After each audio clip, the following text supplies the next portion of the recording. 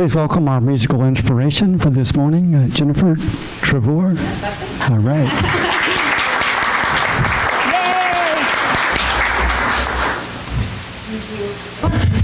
It's so good to see you and be here with you. Thank you, Reverend Patty, for the call. I'm so grateful to be here, and I've never been here before. But I have, because of what we share, right? Our center logistically, but our center. And that's what this first song is about. It's called Center of the Heart. And I'm so grateful to meet you all, whom I already know somehow.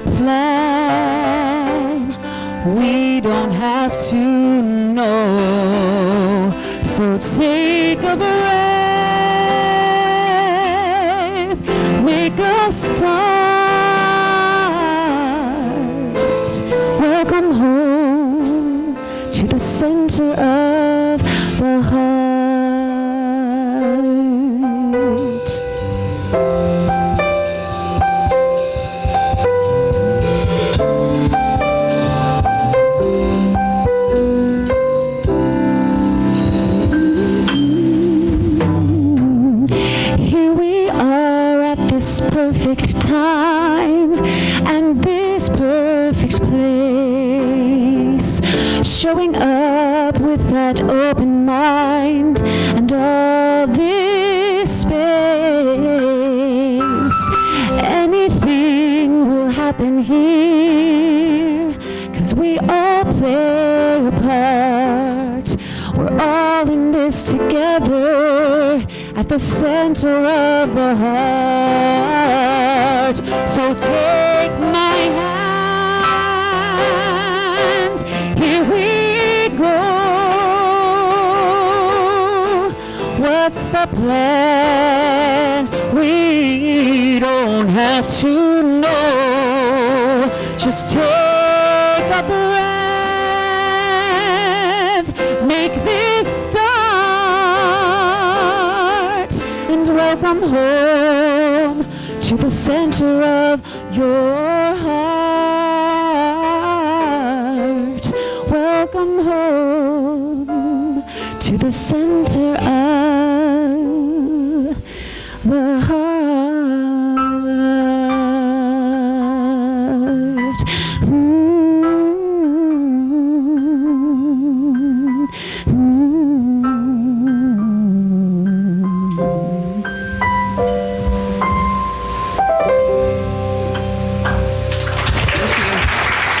Thank you.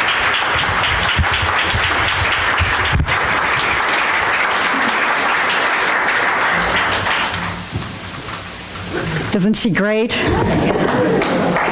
Yay! Oh, aren't you great?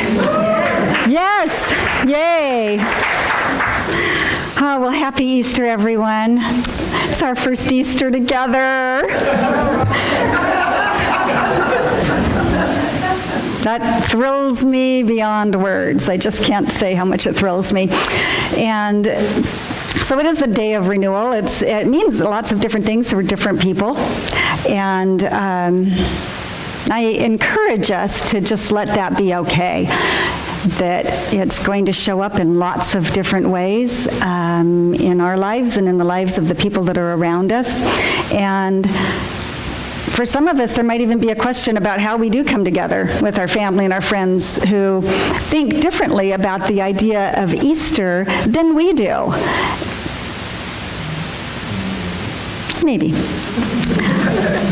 But I encourage us to come together in the principle of oneness, in the principle of unity, that who we are comes together here in the spirit of love, in the spirit of truth, in the spirit of wholeness, and that just the barriers, the perceived barriers disappear in the presence of love.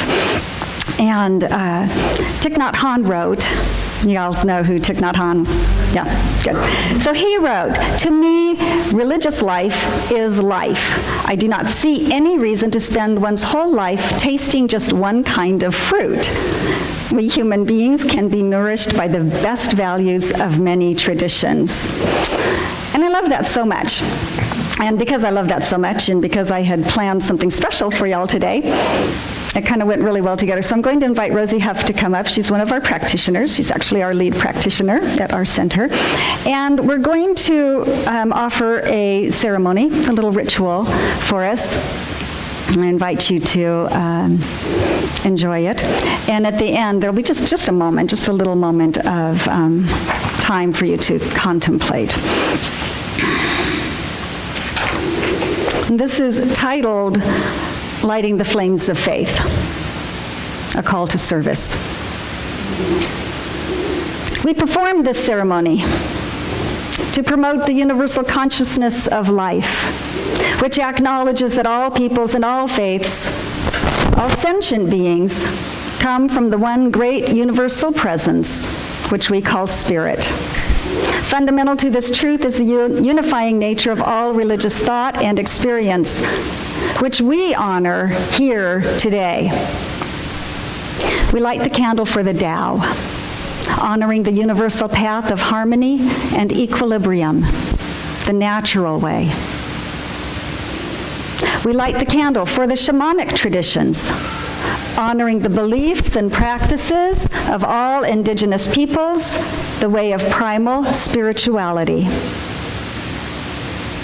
We light the candle for Hinduism, honoring the path of knowledge, action, and devotion. We light the candle for Judaism, honoring the ethical path of living by sacred law. We light the candle for all forms of Buddhism, honoring the Four Noble Truths and the path of compassion. We light the candle for all forms of Christianity, honoring the Christ consciousness as the path of love. We light the candle for all forms of Islam, honoring the path of compliance with the will of God as the highest calling. We light the candle for the universalistic religion of Baha'i, honoring the path of unity and peace. We light the candle for all forms of New Thought, honoring the metaphysical path of mental healing through the practice of universal spiritual principles. And as Rosie lights the last candle, let it represent the path that brought you here today.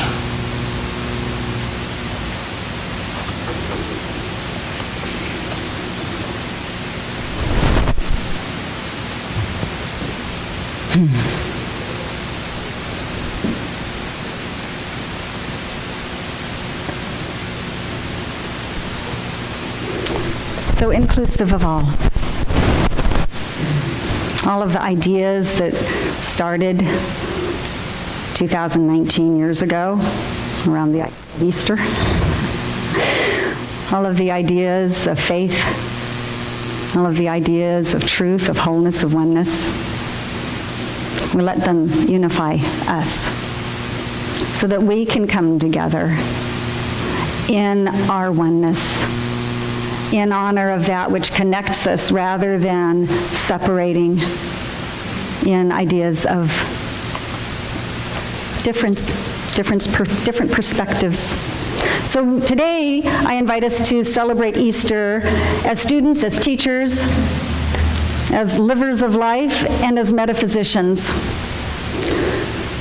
recognizing that the wisdom, the beauty, the love, the joy that Easter has represented throughout the ages is available to all of us. But rather than asking, what does Easter represent? We might ask ourselves, what does Easter mean to me? What does it mean to me? You know, when I contemplate that, when I look at, well, what does Easter mean to me, it has all sorts of different answers. But the biggest one, today, and that's what we're looking at. Today, what am I believing today is, what do I believe about my relationship with God? That's where I'm looking. What do I believe about that? I've shared with you before, in my childhood, I believed that God was out here, that it was this idea that was separate from me. And over the years of studying and exploring different traditions and different beliefs, I came to this awareness that it's this power and this presence and this authority that lives within me, that God and I are one. I came to the point where I could actually stand in my own being and say those words. God and I are one. That is a renewed idea in my mind. So Easter becomes for me a time to contemplate, where am I with that idea? Where am I? Has it changed for me? Has it evolved for me? Has it deepened for me? Has it become richer for me? Has it inspired me to live my life in a greater way? Yes, I'm happy to report. Oh, yay. So I like this phrase, a transcultural story. So when a transcultural story, such as this one today, continues to present itself throughout time, as this one does, there is a message that wants to be known. it keeps coming back to us. And so we can keep inquiring within ourselves, what is this meaning to me today? And today, in this brand new baby moment of today, what is it meaning to me today? Considering that life is always working. It's always replacing old cells with new cells. We've come to understand that, yes? I've also come to understand that life is always working in my mind, replacing old ideas and beliefs and thoughts with new ones. There's an idea. And the seed is reseeded and blooms again and again and again. And the story gives us so much juice, so much meat. But let's just take a couple parts of it. You might find some of these that I've come up with fit in with your idea. The doctrine of immortality